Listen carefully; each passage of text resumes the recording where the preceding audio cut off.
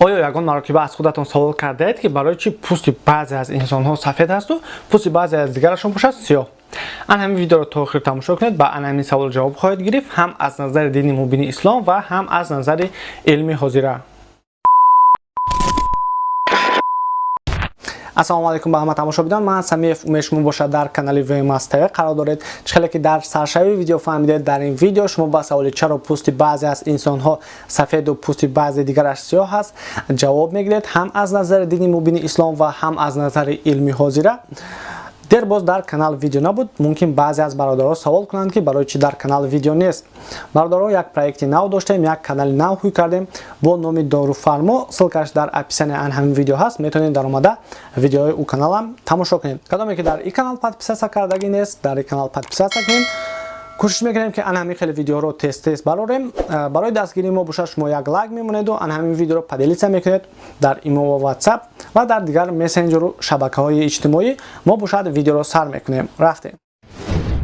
در اول میبینیم که دین مبین اسلام در این باره چی نظر دارد و حاضر یک چند جمله رو از کتاب قصص الانبیا، از قصه حضرت آدم، از قصه آفریدن حضرت آدم با شما میخونم برای اون که یگان سوال نشود که این مثال اینفورماسیون رو از کجا گرفتی. چخیلی که گفتیم کتاب نام دارد قصص الانبیا. در صحیفه 12 همین کتاب ما میتونیم جواب رو یابیم برای چی پوست بعضی از انسان ها سفید و پوست بعضی دیگرشون سیاه، برای چی انسان ها گوناگونند. قصه اون است که چخیل خداوند 4 فرشته رو روان کرد برای آوردن خاک از زمین برای ساختن حضرت آدم. حاضر سر میکنیم خواندن رو. پس جبرائیل علیه السلام را حکم شد که قبضه خاک از روی زمین بگیر و بیار. جبرائیل علیه السلام آنجا که امروز خانه کعبه است فرود آمد. زمین در زیر اقدام او بلرزید و گفت یا جبرائیل علیه السلام چه خواهی؟ گفت یک قبضه خاک از تو خواهم گرفت. وقتی که خداوند میخواد حضرت آدم را بیافرد، به حضرت جبرائیل فرمان میشود که رفته از زمین خاک بیارد و در همان جایی که حاضر خانه کعبه قرار دارد در همان جا حضرت جبرائیل فرود میآید. زمین در زیر اقدامش میلرزد و میگوید که چی میخواهی؟ حضرت جبرائیل در جواب میگوید که میخوام از تو خاک بگیرم. زمین جبرائیل علیه السلام را سوگند خدا داد که از من خاک بر نداری. من میترسم که از من خلیفه پیدا کنند و از فرزندان عاصی شود و مستوجب دوزخ گردد و من طاقت عذاب خدای عزوجل را ندارم.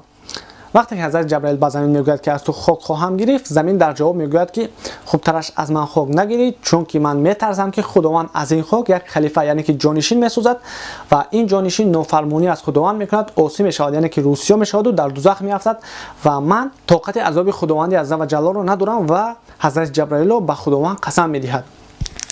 بعدا حضرت جبرائیل بازگشت و گفت مالکا تو داناتری، زمین مرا سوگندی تو داد نیاوردم، اگر فرمایی بیاورم. وقتی که حضرت جبرائیل برمیگرده به نزد خداوند میگوید که مالکا تو داناتری، مرا سوگند به نام تو داد نتوانستم بیاورم. بعدا چی میشد؟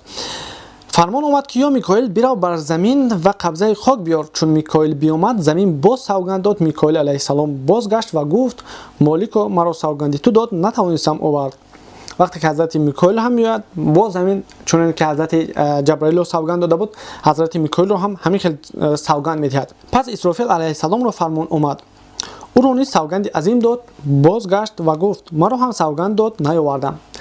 وقتی که از خداوند فرمان میاد که حضرت اسرافیل رفته خاک بیارد، زمین به حضرت اسرافیل هم همین خیلی باز سوگند میدهد. حضرت اسرافیل هم نمیتواند که خاک را از زمین بگیرد. بعدا خداوند حضرت عزرائیل رو فرمان میدهد.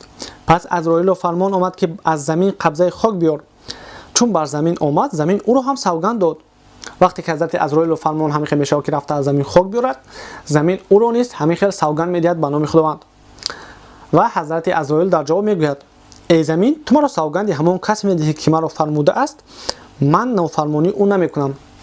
وقتی که چونین مقصد زمین سوگند میدهد به حضرت عزرائیل، حضرت عزرائیل در جواب میگوید ای زمین تو مرا قسم به نام همون کسی میدهی که مرا فرمان داد از تو خاک بیارم، من نافرمانی نمیکنم.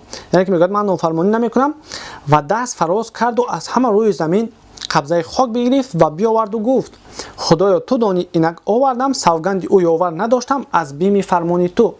بعدا حضرت عزرائیل دست دراز میکند و از تمام گوشه و کنار دنیا خاک را گرفته به نزد خداوند برمیگردد و میگوید که خداوند تو داناتری، تو دیدی که من قسم او را به نظر نگرفتم از ترس تو. якчанд ҷумлаи дигармон ба ҳамин бародаро дар бораи ин китоб, дар бораи ин қисса ба анҷом мерасонем, зеро ин қисса боз қиссаи ҳазрати одам дуру дароз аст. бармегардем.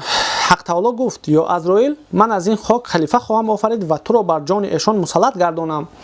худованд ба ҳазрати Азроил мегӯяд ки ман аз ин хок халифа, яъне ки ҷонишин месозам, ҳазрати одамро месозам ва ту қабзкунандаи ҷони онҳо мешавӣ. Азроил гуфт: бандагони ту маро душман хоҳанд гуфт. яъне ки ҳазрати Ҷабраил ба худованд ҷавоб медиҳад ки вақте ки ман ҷони инсонҳоро мегирам, баъдан инсонҳо маро душмани худ намеҳисобанд. гуфт худованд, яъне ки худованд ба ҳазрати Ҷабраил гуфт: ё Азроил, ғам мадор, ман худовандам, ҳар якеро сабабе созам, то эшон бадон сабаб машғул шаванд ва туро душман надонанд.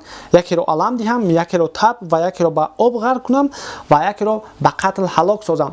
дар ин ҷо худованд ба ҳазрати Азроил ҷавоб медиҳад ки ғам нахӯр, ман худовандам ва ҳар як инсонро бо як сабабе мемиронам.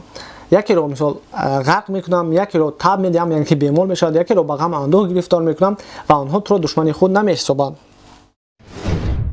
дар ин ҷо бародаро қиссаи ҳазрати одам боз давом дораду, аммо мавзӯи асосии мо ин нест. чхеле ки дар китоб фаҳмидем, вақте ки ҳазрати Азроил ба замин фуруд меояд, аз ҳар гӯшаву канори дунё хок мегирад ва дар ҳамин ҷо олимон, бисёре аз олимон ҳисоб мекунанд ки аз ҳамин сабаб аст ки одамҳо ҳар хеланд. дар бораи оне ки худованд одамонро гуногун сохтааст, дар бисёре аз оятҳо омадааст ва яке аз онҳо дар сураи 49 Қуръон, дар сураи Ҳуҷарот ба забони тоҷикӣ ҳуҷраҳо, дар ояти 13 чунин омадааст: эй мардум, ҳароина мо шуморо аз як марду як зан биофаридем ва шуморо ҷамоатҳо ва қабилаҳо кардем, то якдигарро бишиносед.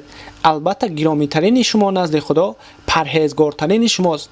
ҳароина Худо огоҳ ва бохабар аст.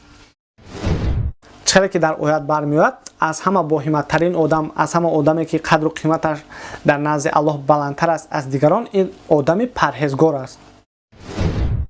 бародари азиз, ба фикрам фаҳмидед ки дини мубини ислом дар ин бора чӣ назар дорад, барои чӣ ранги пӯсти инсонҳо сафеду баъзеашон сиёҳу барои чӣ ҳамин одамон аз якдигар фарқ доранд. ҳозир мебинем дар ин бора илми ҳозира чӣ мегӯяд.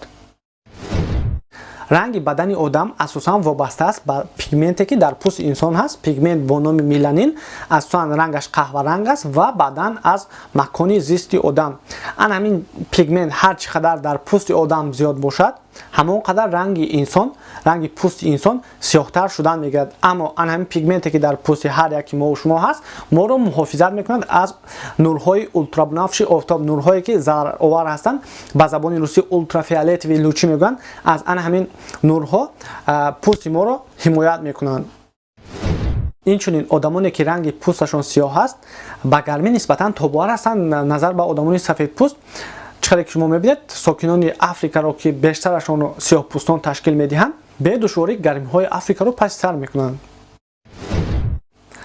тамошобинон азиз, ба фикрам дар бораи ин мавзӯъ маълумоти пурра гирифтед, ҳам аз назари дини мубини ислом ва ҳам аз назари илми ҳозира. агар ҳамин хел боша видео ба шумо писанд омада боша, лайк монед дар видео, подписатсия кунед дар канал, зангулачаро зер кунед, якунин шуда аз видеои мо шумо бохабар хоҳед шуд. баъдан дар ҳамин ҷо видео имзоро ба анҷом мерасонем. тӯлини чанд муддат бо шумо будам. ман Самиев Умед. ба ҳама барори кор дар паноҳи Аллоҳ бошед. хайр, то боздид.